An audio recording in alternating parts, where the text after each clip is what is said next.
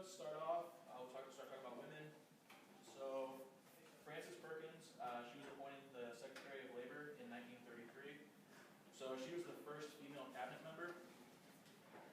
And kind of continuing with this progress for women, FDR appointed 2 women as diplomats and 1 as a federal judge. However, with this progress, women are still facing discrimination in the workplace from male workers. A lot of men feel that women working takes away jobs from men. So there's definitely some backlash for working women. The National Recovery Administration sets some lower minimum wages for women. And some federal work programs hire far fewer women than men. So because of those things, there's actually only a slight increase in the overall percentage of working women during this time.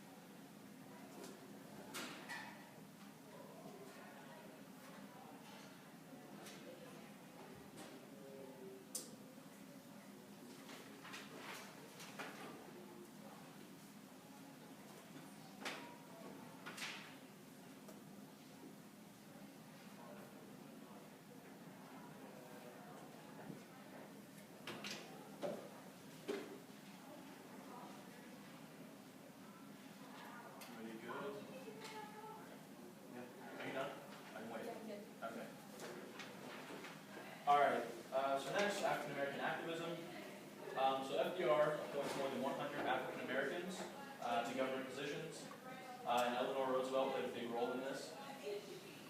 An educator, Mary McLeod Bethune, she heads the Division of Negro Affairs of the National Youth Administration, and she also plays a role in organizing the Black Cabinet, which is a group of African American advisors to FDR.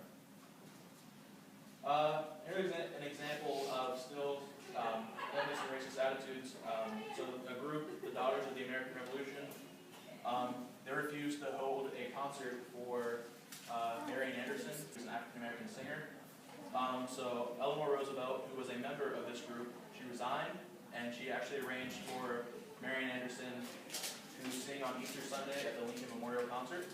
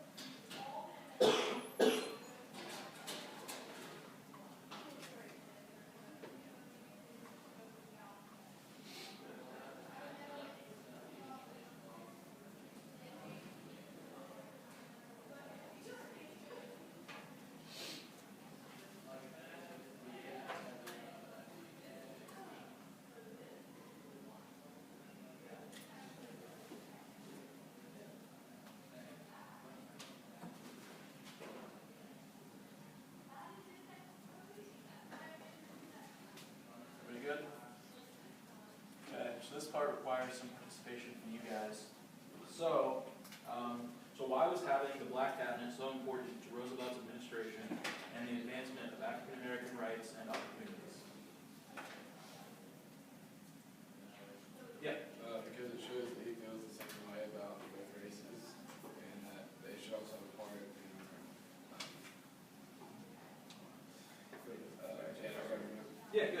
definitely bring them in so that they were not really involved in government up to that point. I feel like for it not to be like biased, you also have to have black and white opinions. Yeah. And another thing to think about, he doesn't live the life that they lived. He doesn't experience the discrimination that they did. So it makes sense to have them advising him on some of these issues that he's going to try to work towards improving. So like there was an example, I don't remember when this was, it's not that long ago. There was a group of legislators meeting about birth control, and every person on the panel was a man. So it doesn't make any sense to not have women who are using this not on that panel. So something similar, you should have African Americans involved in this process if you're going to be making laws regarding them.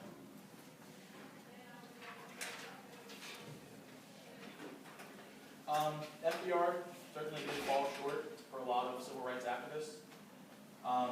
He was afraid of upsetting white Southern Democratic voters, so he actually refused to approve an anti-lynching law or to end poll taxes, which were two key issues for civil rights activists.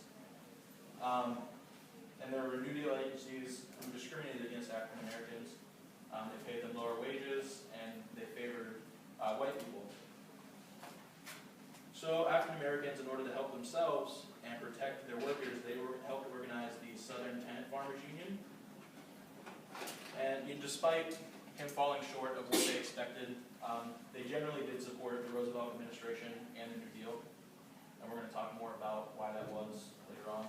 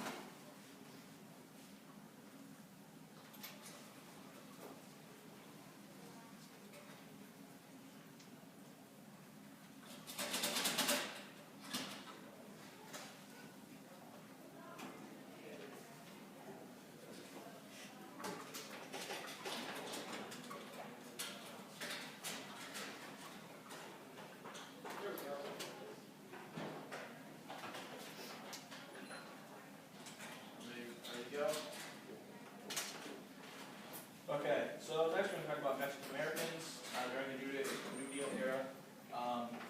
So they generally did support the New Deal as well. Many came to the United States in the 1920s and settled in the Southwest. They worked on farms, and the Civilian Conservation Corps and the Works Progress Administration did help some Mexican Americans, but they also did disqualify migrant workers who didn't have a permanent address.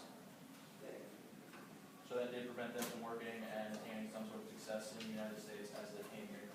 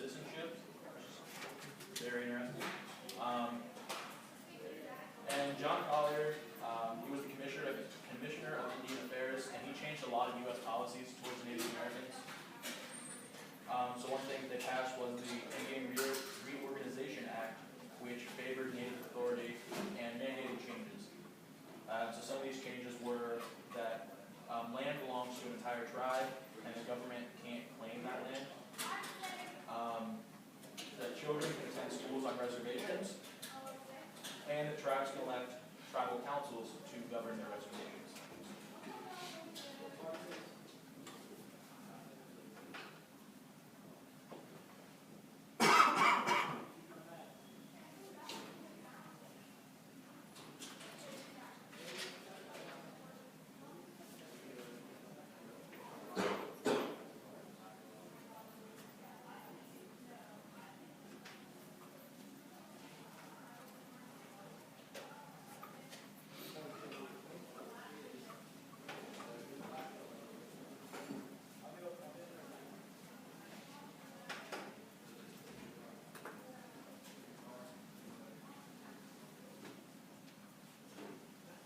So the New Deal Coalition, this was different groups that supported the Democratic Party. So some groups that did this, Southern whites, various urban groups, African Americans, and unionized industrial workers. So their support allowed the Democratic Party to be pretty powerful in national politics for a long time.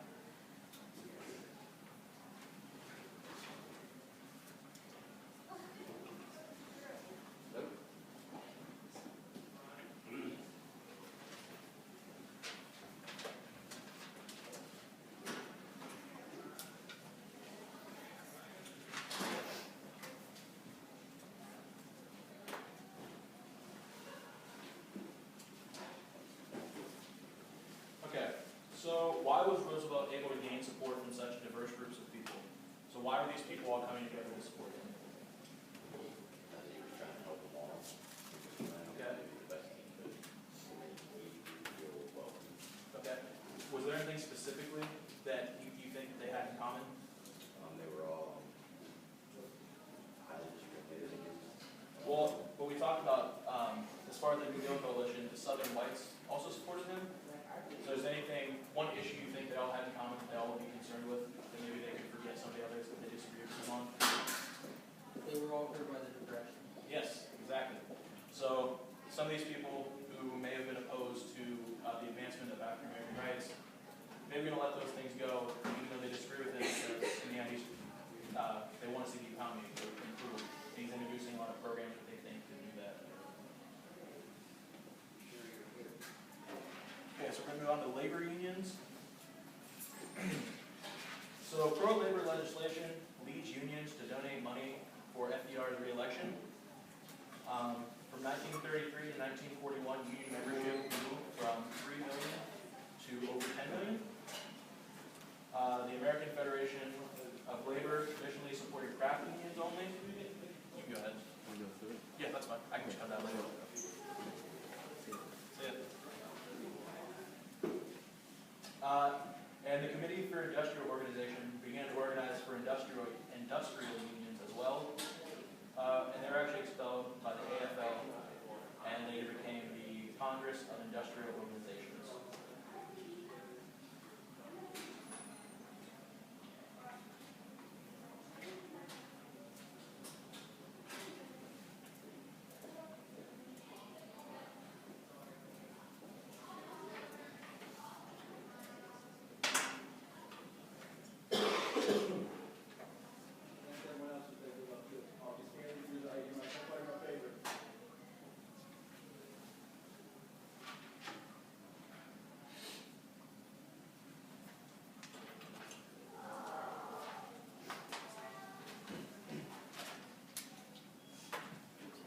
Okay, so labor disputes.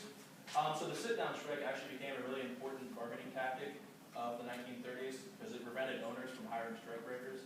So these workers would actually sit in the factories, preventing them from hiring workers that could come in and actually do their jobs. So companies would put it at a standstill and obviously hurt the owners. And an example, the National Labor Relations Board forced Republic Steel to negotiate after a clash with strikers because they did one of these sit-down strikes. And then in Worley, there was a clash between police and protesters.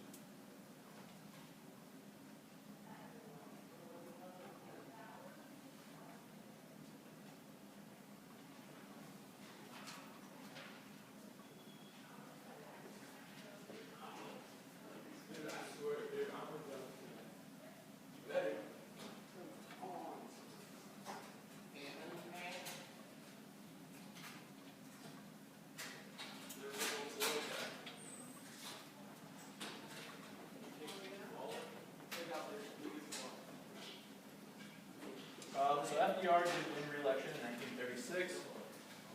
So political organizations in large northern cities supported FDR, so these were very populous cities. So it carried, I think, the 12 most populous. So obviously a lot of support. He was supported by urban, religious, and ethnic groups. And part of the reason for this was because he appointed officials of urban immigrant background. So garnered their support because he was showing them that he did support them. They could hold equal positions.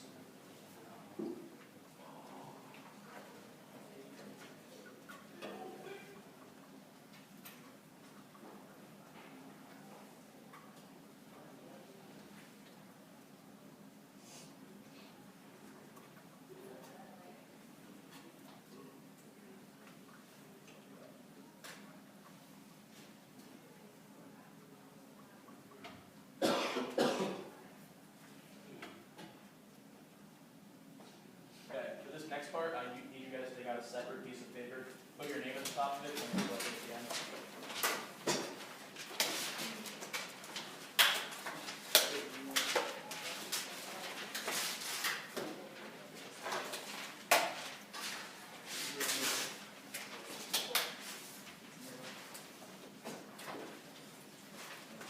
So independently, I want you guys to take a few minutes and answer this question.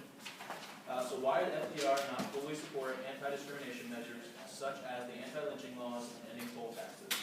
Why did African Americans and other minority groups continue to support him despite this? So provide details from the notes and your or your textbook to support your answers. If you don't have your book, it's not a big deal. A lot of this is really going to be you considering why they think they might have continued to support them. And then we'll talk about it once you guys are all done. All right, so time is